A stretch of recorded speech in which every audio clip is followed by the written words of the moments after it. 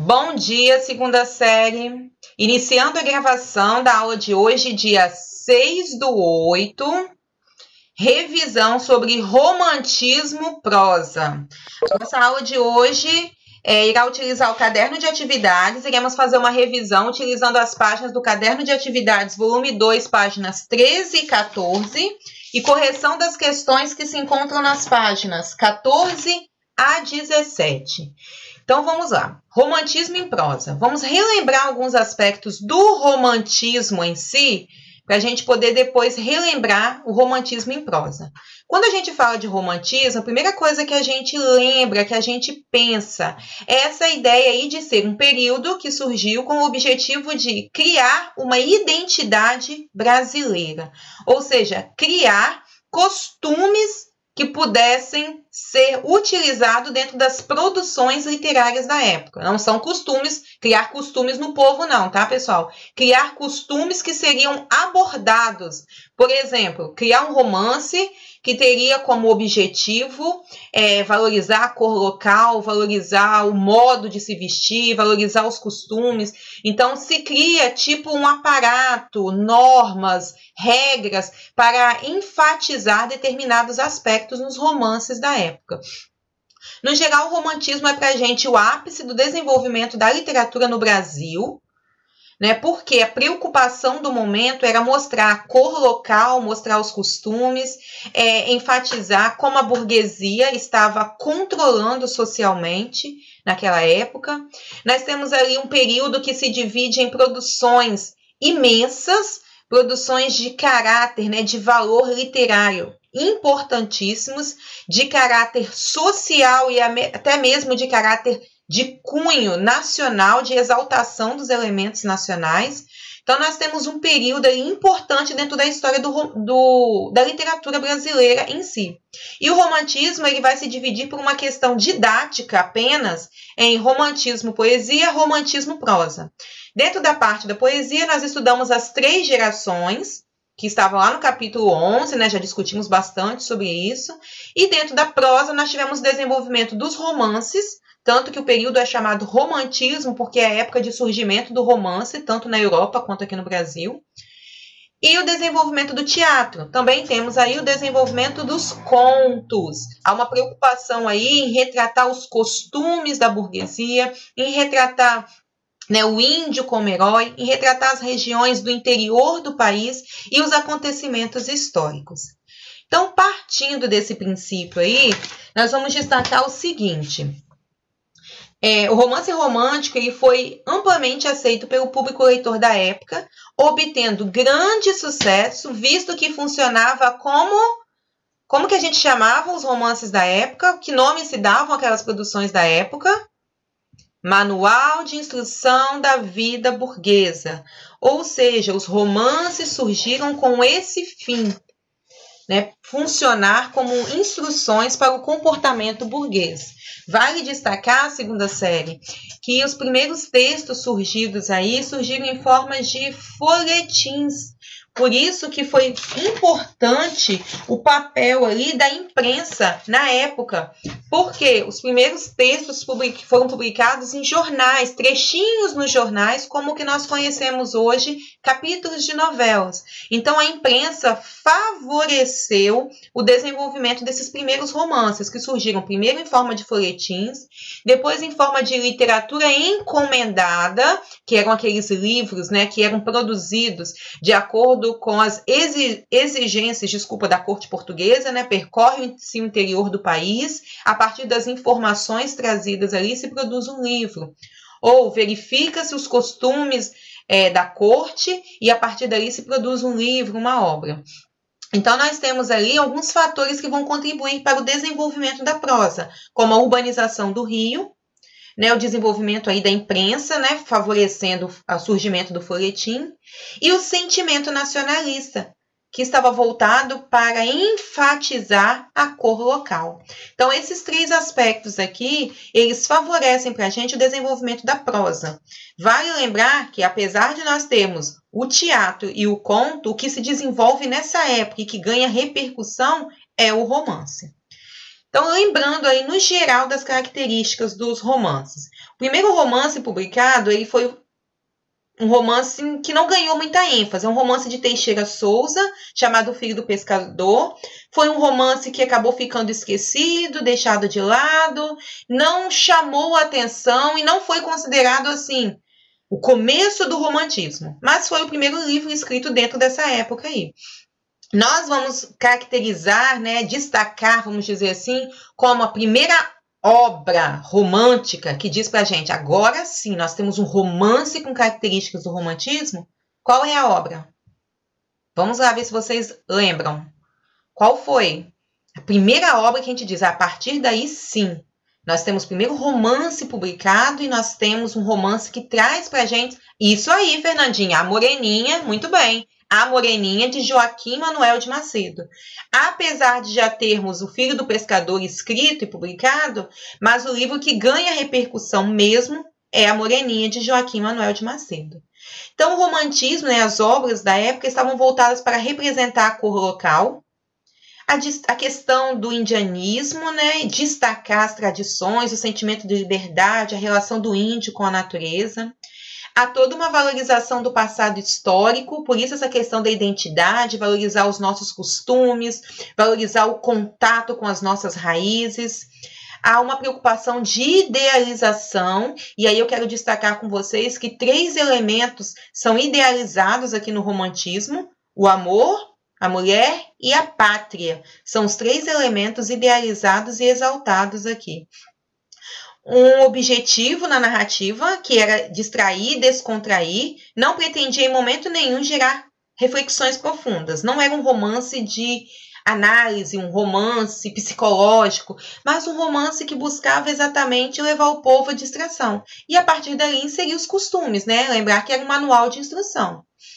E havia ainda a questão do maniqueísmo. O romance funcionava como um veículo que pudesse levar para o povo, que pudesse transmitir para o povo essa diferença entre o bem e o mal. Então, o maniqueísmo ele fica bem presente nas produções do romantismo, porque nós temos o caráter moralizante, essa preocupação em mostrar isso é certo e isso é errado. Você tem que fazer dessa forma, senão você não se encaixa nos costumes burgueses. Ok, pessoal, até aqui?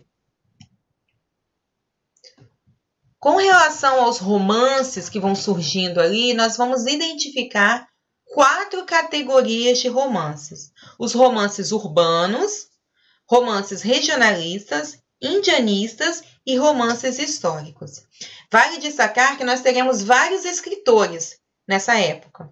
Alguns vão produzir apenas um tipo de romance. Por exemplo, Franklin Távora só produz romance regionalista, assim como o Visconde Taunay. Assim como Bernardo Guimarães só produz romance regionalista. Joaquim Manuel de Macedo só produz romance urbano. Mas um escritor se destaca entre todos esses escritores da época romântica, que é José de Alencar, porque é o único escritor que produz as 4 categorias de romance. O romance urbano, que estava voltado para retratar a vida na corte, os costumes, né, mostrar mesmo as instruções, né, da sociedade burguesa. O romance regionalista, que é um romance que acontece no interior do país, retrata o interior, os costumes, o modo de falar, o modo de se vestir, a vida no interior do país. O romance indianista, que é um romance que busca idealizar o índio, trazer o índio como herói, como protagonista da história, como um elemento importante dentro do processo civilizatório, né? A marca, né? O primitivismo, né? A marca da nossa história, do nosso início como país, como nação. E o romance histórico, que é ambientado num passado não tão distante, mas que tem como pano de fundo um acontecimento histórico, né, um fato como uma guerra, uma conquista, sempre um acontecimento histórico marca aí o desenrolar do romance. E lembrando que José de Alencar é o nosso grande nome porque ele consegue produzir dentro dessas 4 categorias de romance aí. Lembrar também, pessoal, que antes de chegarmos às produções dos romances, nós tivemos alguns escritores que ousaram produzir alguns contos, né? Não esqueçam aí de Álvares de Azevedo, que produziu Noite na Taverna, né, um conto, né, macabro, mas com características ali da época do romantismo. Infelizmente, no romantismo, o conto ele não vinga, não é assim um tipo de produção que ganha ênfase. Nós teremos ali alguns outros escritores que vão se lançar nessa ideia, mas o conto não é o grande, vamos dizer assim, foco do romantismo. O que ganha destaque é o próprio romance, né, a obra em si. Nós teremos também a produção do teatro com Martins Pena e lembrar que alguns outros escritores também já tinham se lançado nessa ideia, como nós vimos Castro Alves com Gonzaga e a Revolução de Minas e o próprio Álvares de Azevedo com o Teatro Macário. José de Alencar também produz algumas peças teatrais, mas o teatro ele vai ganhar uma ênfase diferenciada aqui com Martins Pena nas chamadas comédias de costumes. Então, a gente vai voltar daqui a pouco um pouquinho em Martins Pena, mas vamos retomar aqui a questão dos romances. Nosso grande nome é José de Alencar, maior escritor do romantismo brasileiro, que vai produzir dentro das 4 categorias de romances. Só destacando aí, nós temos alguns romances urbanos, que nós já até comentamos, entre eles Senhora, né, que é um romance bem conhecido por trazer um perfil feminino. Nós temos Diva, A Pata da Gazela e outras obras aí de José de Alencar. Romances regionalistas, O Tronco do Ipê, O Sertanejo, Gaúcho, Tio. Romances históricos como As Minas de Prata, O Guarani, A Guerra dos Mascates. Observem que o Guarani, apesar dele ser um romance indianista, ele também tem caráter histórico, porque ele retrata ali uma guerra, a chegada dos espanhóis que devastam uma região. Então, nós temos a figura do índio como herói. Na verdade, ele deveria ser apontado só como um romance indianista, porque você tem a presença do índio. Mas vale destacar que alguns estudiosos o citam também como romance histórico, pelo fato dele ter como pano de fundo um acontecimento histórico. Destacando ainda outros escritores, né, outros autores, como Joaquim Manuel de Macedo, que produziu a famosa obra que dá início aí pra gente, né, aos romances, que é A Moreninha. Ele é um autor de grande popularidade na época, entretanto, ele não é muito bem visto, vamos dizer assim, pelos críticos da época. Por quê? Dizem que suas obras, suas produções, né, A Moreninha, A Luneta Mágica e outras aí, possuem sempre a mesma linha de raciocínio. São rapazes de família rica, geralmente são estudantes de medicina que se apaixonam pelas mocinhas, sofrem por amor e no final ficam juntos. Sempre a mesma história. Todas as obras que ele produz, se eu não me engano, são 4 romances que ele tem produzidos, têm a mesma história. O rapaz é um estudante de medicina que se apaixona pela mocinha, sofre por amor e no final eles ficam juntos. Então, dizem, né, os críticos, que ele não tem muita criatividade, parece que ele inventa uma mesma linha de raciocínio, o mesmo código, vamos dizer assim, de escritor, e a partir daí produz todas as obras sem muita criatividade. Manuel Antônio de Almeida produziu Memórias de um Sargento de Milícia, mas foi um escritor que também produziu alguns contos logo no começo.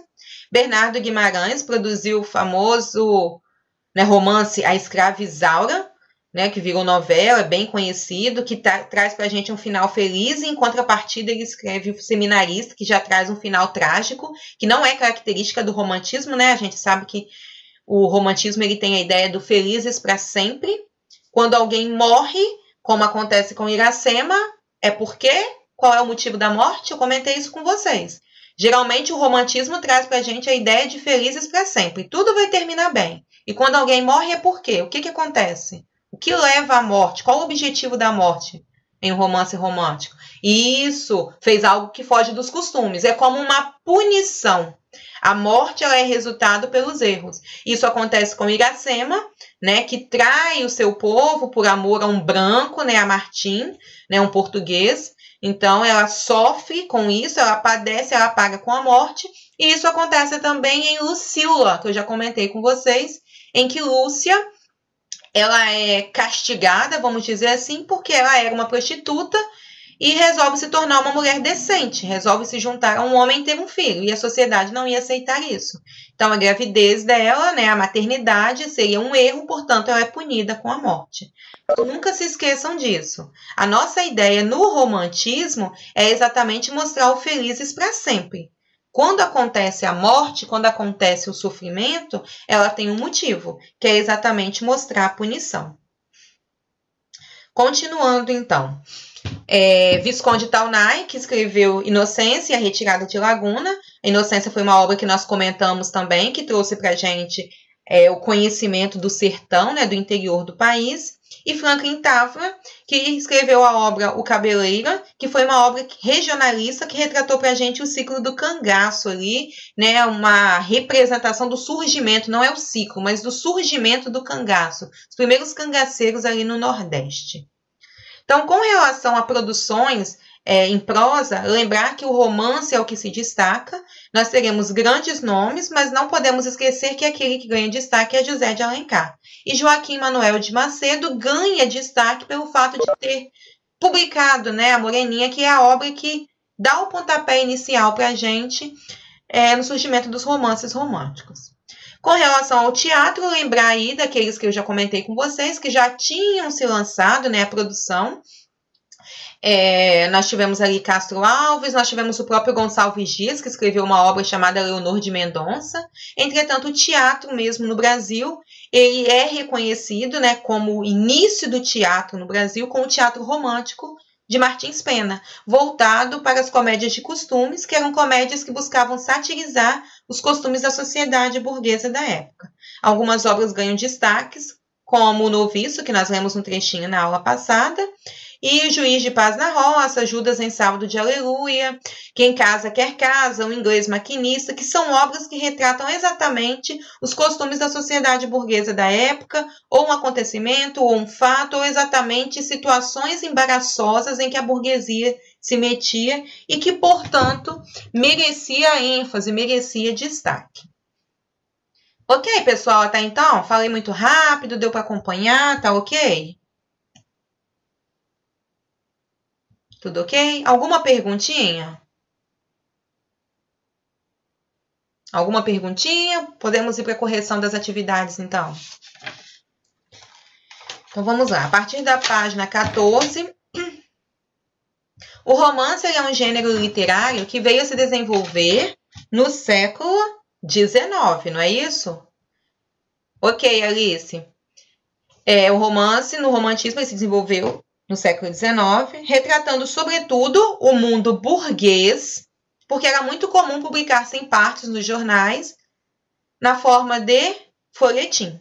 Então, a letra D é a nossa alternativa correta, relembrando aí que o século XIX, na literatura, ele é importante porque é a época do surgimento do romance, voltado para funcionar como manual de instrução da vida burguesa, e ele surge primeiro em forma de folhetins, por isso a imprensa tem um papel importante dentro do período que a gente considera como romantismo. Ok? Até aí, questão fácil, né? A questão 1 e 2 são bem tranquilas. O primeiro romance romântico brasileiro foi, observar aqui para não confundir, tá? Foi a Moreninha. Não. Foi O Filho do Pescador, de Teixeira Souza. O primeiro romance que ganha repercussão é a Moreninha. Mas o primeiro romance publicado é exatamente O Filho do Pescador. Observem que é uma pegadinha aqui, né? Porque a gente vai rapidinho e marca a letra C. E não é, a letra B. Então, ok? Até aqui, questões 1 e 2 são bem tranquilas. A questão 3 também é uma questão mais no geral, né? Comentando, discutindo sobre a questão do teatro. É uma questão até de Enem. Diz assim: o gênero dramático é aquele em que o artista usa como intermediária entre si e o público a representação. Tanto que a ideia de drama, né, é de ação. Eu não vou ler todo o enunciado, não, tá? E vai apontar aí como características do texto teatral, e aí eu quero destacar com vocês características do texto, né, do gênero dramático do texto teatral. Foco na ação, presença de personagens que estão empenhados em representar uma ação e que vão se empenhar em reproduzir sentimentos por meio de expressões faciais. Ambiente físico que representa, né, a circunstância retratada, que representa aquilo que eu quero descrever. Então, o cenário ele é importante. E a temática que está voltada para despertar no público uma crítica, despertar no público uma reflexão ou até mesmo expor uma situação, uma característica do momento. Não esquecer que nós temos ali um recurso usado no texto teatral, que são as rubricas, que funcionam para a gente como aquelas palavrinhas escritas, né? Aqui tem até um exemplo na segunda linha aqui em itálico, né? Ou até mesmo algumas afirmações ou indicações que aparecem entre parênteses, como, né, Antônio aí entre parênteses, olhando de lado, de cabeça baixa, que indica para a gente a ação dos personagens. Então, a rubrica é um elemento importante no texto teatral. Considerando o texto e analisando os elementos que constituem um espetáculo teatral, conclui-se que a criação do espetáculo teatral apresenta-se como um fenômeno de ordem individual. Podemos parar por aqui, né? Porque se eu tenho foco na ação, o objetivo é retratar um acontecimento e o personagem que está encenando ali, ele vai tentar, mesmo se for um monólogo, né, um teatro com uma única pessoa, mas ele vai tentar de todas as formas inserir o espectador dentro do seu relato, dentro da sua ação, dentro dos seus elementos ali de apresentação. Então, o teatro, né, ele não é nunca um fenômeno de ordem individual. Sempre há uma preocupação da interação entre autor, ator e espectador. O cenário onde se desenrola, a ação cênica, é concebido e construído pelo cenógrafo de modo autônomo e independente do tema da peça. Podemos até parar por aqui também, porque não tem como a criação do cenário ser independente. Ela precisa, como a gente já colocou aqui em cima, né, como a gente já pontuou, o cenário, a criação da peça, do espaço, precisa ser totalmente voltado para aquilo que eu quero representar. Por exemplo, não tem como eu contar uma peça teatral que acontece na praia e como pano de fundo eu colocar um cenário de uma fazenda. Não funciona assim. Então, esses elementos eles estão sempre encaixados e relacionando-se. O texto cênico pode originar-se dos mais variados gêneros textuais, como contos, lendas, romances, poesias, crônicas, notícias, imagens e fragmentos textuais, entre outros. Essa é a nossa resposta correta. Porque a temática para a peça teatral, ela vem dos mais variados acontecimentos. Eu posso encenar um conto, uma lenda, um romance, até mesmo uma poesia. E outros textos em geral. O corpo do ator na cena tem pouca importância na comunicação teatral. Lógico que não. Se o foco é a ação, se o personagem vai mostrar por meio de suas atitudes, por meio de suas expressões faciais, né, aquilo que ele quer representar, o sentimento ou o acontecimento, então o corpo dele é importante, é o corpo que fala por si. A iluminação e o som de um espetáculo independem do processo de produção. É outra alternativa que ela vai ao encontro da letra B, né? Se a cenografia, que é a cena, precisa estar adequada, então a questão de iluminação e som também. Então elas encontram-se aqui, porque elas precisam estar interligadas para que o espetáculo em si traga uma representação que alcance o objetivo do autor. Certinho? Questão de Enem, uma questão até fácil, né? Ok. Obrigado, Fernando, porque quando vocês não falam certinho, eu penso que estou sozinha aqui. Eu já falei com vocês. Vocês dão um ok para mim, dizem certinho, sim, para eu saber quando estou sozinha.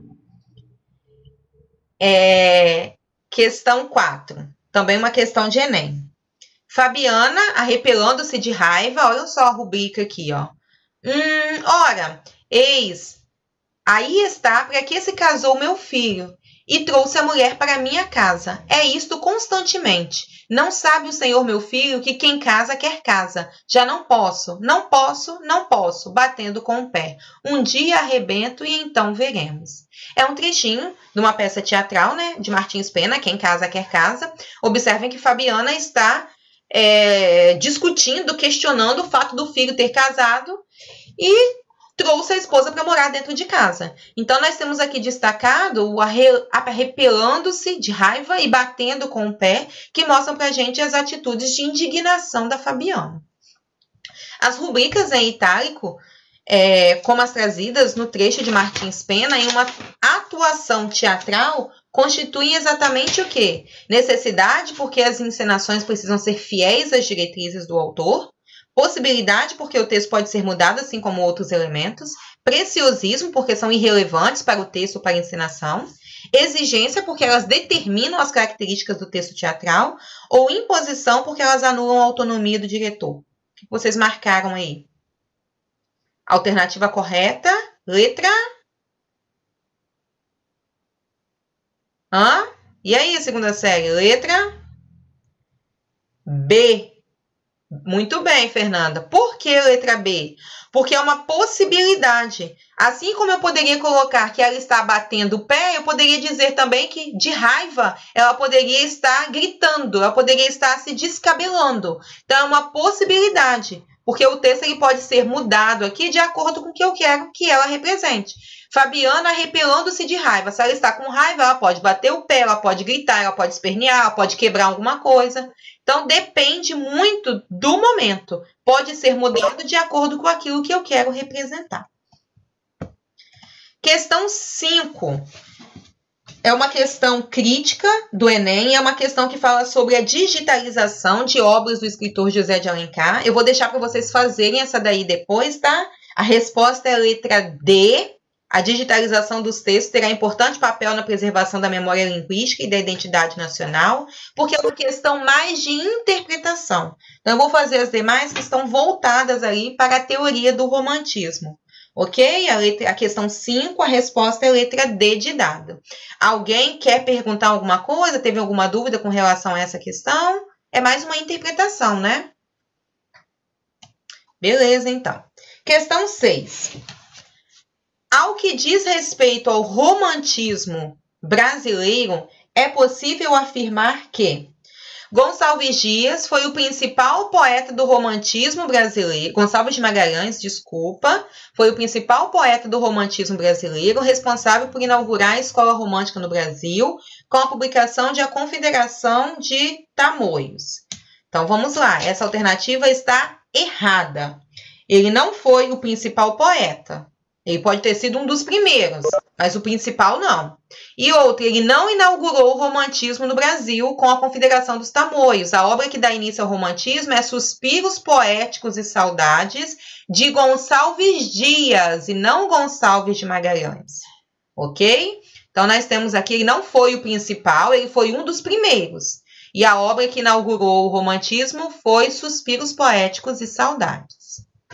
Letra B. Sobre o teatro romântico brasileiro, pode-se destacar pelo menos um grande nome, Martins Pena, que se especializou em comédias e escreveu a obra O Noviço. Essa é a nossa alternativa correta. Letra B. É a única que está correta. Letra C. Os romances de José de Alencar podem ser classificados como urbanos, rurais, históricos, regionalistas, naturalistas e indianistas. Por que essa alternativa está errada? Nós temos romances urbanos, ok, rurais não. Históricos, ok, regionalistas, ok, naturalistas, não.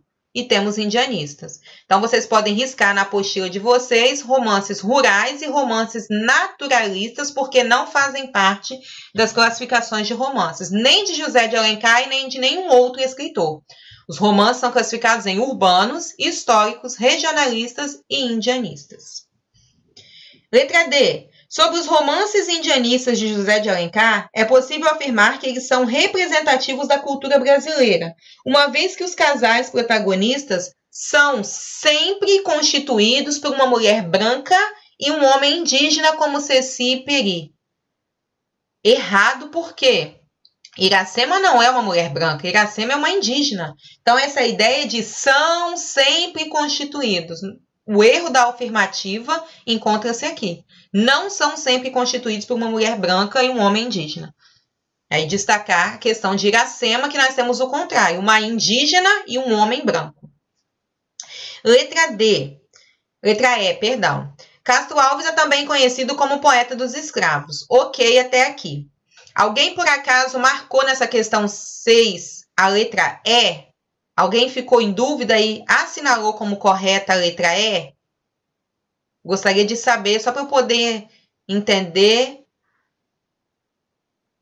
Não, porque aqui está a defesa do fim do tráfico negreiro. Isso aí ele defende sim, Fernanda.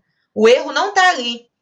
Olha qual é o erro dessa questão, e é uma questão de conhecimento. Castro Alves é também conhecido como poeta dos escravos. Ok. Em Espumas Flutuantes, os poemas ali presentes tornaram-se imediatamente um libelo, liberam uma ideia de acusação, peça processual que difunde uma ideia, né, política ou jurídica, no caso aqui. Defesa do fim do tráfico negreiro. Ele defende, sim, o fim do tráfico negreiro. A questão é que isso não acontece na obra Espumas Flutuantes. Espumas Flutuantes é uma obra de caráter lírico-amorosa. Nós só temos poemas de amor. Nós não temos poemas de cunho social, de cunho escravista aí, ou voltado para essa questão aí. Por isso que eu perguntei, Yasmin, porque é uma questão que quando você começa a ler, você vê, ó, ele é o poeta dos escravos, sim. Ele é um poeta que defende o fim, aqui Fernandinho, ó, defesa do fim do tráfico negreiro, é verdade, porque ele quer lutar contra a escravidão, então ele defende sim o fim do tráfico negreiro. A questão é que Espumas Flutuantes não é uma obra de caráter social, é uma obra lírico-amorosa, nós só temos poemas de amor. É a obra que traz os poemas de caráter erótico de Castro Alves. Ok, pessoal? Então, curiosidade aqui nessa questão, e assinalem aí a letra, destaquem aí na letra E o porquê que ela não está correta. Deixa eu me atualizar no tempo aqui. Ok. Questão 7. Assinale a alternativa incorreta. O romantismo valorizou o gênero romance em detrimento da epopeia tradicional. Como se pode constatar na prosa de Gonçalves Dias, também as regras clássicas como a tragédia passaram a ser desconsideradas, como verificamos nas peças de Martins Pena, nosso primeiro grande autor de tragédias. Qual que você está perguntando, Yasmin? A questão 6? A questão 6, a resposta é a letra B. Ok, Yasmin? Se for da 6, a resposta é a letra B. E agora, conseguiu me ouvir? Deu para ouvir? 6, resposta a letra B. Ok, então. Então, vamos lá para a questão 7. A letra A é a nossa alternativa errada. Já começa errado porque diz assim, o romantismo valorizou o gênero romance em detrimento da epopeia tradicional. Ou seja, o romance em momento nenhum faz referência a heroísmo. O romance é valorizado sem citar em nenhum momento a ideia da epopeia. O que são epopeias? Narrativas de feitos heróicos. Então, é como se o romance no Brasil, né, no romantismo, tanto no Brasil quanto na Europa, ele não estivesse voltado para essa questão do heroísmo. E aí nós temos que lembrar que quando nós temos romances indianistas, nós temos a questão do heroísmo, sim, e em alguns romances nós temos o personagem masculino como um herói, como aquele que luta, né, para conquistar aí o coração da amada, mesmo que há a presença do anti-herói, como aconteceu em Senhora, né? Fernando Seixas é pra gente um anti-herói, porque ele não é forte, ao contrário, ele é um fraco que se deixa levar pelas questões sociais e financeiras. Então, aqui nós temos errado essa questão do detrimento que é colocado aí. E ele coloca prosa de Gonçalves Dias. Gonçalves Dias não produz prosa, Gonçalves Dias só produz poesia. E o outro erro que aparece aqui é quando ele diz que Martins Pena produziu tragédias. Martins Pena produziu comédias. Então, nós temos 3 erros nessa afirmação. Não há detrimento da questão heróica. Gonçalves Dias não produziu prosa, apenas poesia. E Martins Pena não produziu tragédias, apenas comédias de costumes. As demais nós temos no romantismo brasileiro, constatamos, entre outras características, o culto do individualismo e da natureza como refúgio acolhedor, ok, o nacionalismo indianista e a preocupação como reformas sociais, como o abolicionismo. Ok, destacando aqui essa preocupação social, né, Castro Alves com a luta pelo fim da escravidão. Pertencem à chamada geração ultrarromântica Álvares de Azevedo, autor de Noite na Caverna, e Casimiro de Abreu, autor do poema Meus 8 Anos. Lembrar que Casimiro de Abreu faz parte da segunda geração dentro daquela vertente saudosista. Então, ele demonstra ali o saudosismo da infância, as recordações da infância, e faz parte dessa segunda geração aí. Gonçalves de Magalhães abriu o romantismo brasileiro em 1836, com Suspiros Poéticos e Saudades. Machado de Assis inaugurou o realismo em 1881, com Memórias Póstumas de Brás Cubas. É uma afirmação correta, mas só destacando que Suspiros Poéticos e Saudades foi escrito em parceria com Gonçalves Dias, tá? A prosa romântica brasileira tem entre seus representantes José de Alencar, Machado de Assis, Bernardo Guimarães. E lembrar que Machado de Assis foi também um escritor realista. Destacar, pessoal, que pode parecer estranho, né? Nossa, Machado de Assis, a gente nem estudou sobre ele. Ele vai começar a produzir lá no finalzinho. Tanto que ele vai ganhar destaque em 1881 com Memórias Póstumas de Brás Cubas. E a obra que ganha destaque aqui é uma obra que nada tem a ver, nada possui de características semelhantes às obras do romantismo. Entretanto, antes de Machado lançar Memórias Póstumas de Brás Cubas, ele já tinha escrito vários outros romances com características românticas, mas ele não ganha repercussão, ele não ganha papel importante porque é o momento de José de Alencar brilhar. Então, Machado de Assis ele começa a produzir no final do romantismo, mas ele só ganha destaque a partir de 1881. Então, a resposta da 7, letra A. Questão 8. Assinale a alternativa incorreta. Nossa alternativa incorreta aqui, eu vou adiantar um pouquinho, tá? Nossa alternativa incorreta aqui é a letra E, porque diz assim, ó. Visconde Taunay, autor que apresenta um estilo despretensioso e ligeiro, mostrou-se muito preso ao esquema romântico. Praticamente todos os seus romances apresentavam elementos bastante previsíveis: namoro difícil, mistério sobre o passado de um de seus personagens, conflito entre dever e o amor, final feliz e triunfo do bem. Isso é característica de quem que nós acabamos de colocar aí? Joaquim Manuel de Macedo, que teve uma produção, né, teve obras voltadas sempre para essa mesma característica. Visconde Taunay foi aquele de Inocência que produziu obras de caráter regionalista. Então, vocês podem vir aqui na letra E e marcar que ela está errada, porque ao invés de estar escrito Visconde de Taunay, deveria estar escrito Joaquim Manuel de Macedo. E a última, para a gente estar finalizando, sobre a prosa romântica brasileira, assinale a alternativa correta. A alternativa correta aí é a letra D de dado. Por que a A está errada? Porque ela não apresenta traços objetivos, ao contrário, apresenta traços subjetivos. Os romances apresentam emoções, apresentam a descrição do autor, então os traços são subjetivos e não são considerados observadores. Né, os narradores geralmente são narradores em primeira pessoa, que contam uma história aí, mostrando suas características, suas impressões. Letra B. Ele diz que o indígena é a figura principal de muitos romances, é o herói pagão, movido por forças, uma mescla de ingenuidade e violência. Nós não temos isso aqui, ingenuidade e violência. E as histórias são baseadas em personagens e ações reais, como se o índio representasse o lado ruim. Isso não acontece, ao contrário, o índio é herói. A letra C está errada porque diz que o folclore e a cultura popular são deixados em segundo plano. Isso não acontece, visto que o romantismo está voltado para a criação de uma identidade brasileira. E a letra E está errada porque diz que, por meio de anúncios, a imprensa ajudou a divulgar o mundo da literatura, fazendo com que a circulação de livros crescesse. Diz aí que por meio de anúncios, não foi por meio de anúncios, foi por meio de quê? Dos famosos folhetins. Não era só anunciar que ia ter livros publicados. A imprensa, ela entrou aí como propulsora, né, vamos dizer assim, como uma mola incentivadora das produções da época. Então, foi por meio da publicação dos folhetins. Pessoal, alguma dúvida até aqui? Alguma perguntinha? Então, aguarda um momentinho que eu vou estar encerrando aqui a gravação.